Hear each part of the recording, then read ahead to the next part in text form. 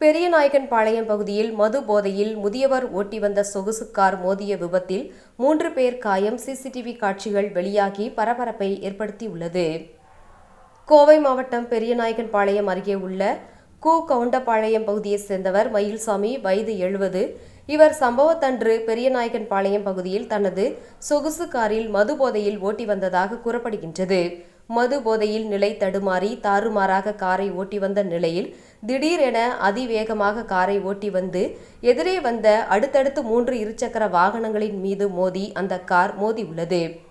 இந்த விபத்தில் இருசக்கர வாகனத்தில் வந்த ஆறுசாமி, ரீனா, கிருத்திகா ஆகிய 3 பேரும் ஓட்டி வந்த இருசக்கர வாகனத்தின் மீது மோதி மூவரும் தூக்கி வீசப்பட்டு படுகாயம் அடைந்தனர்.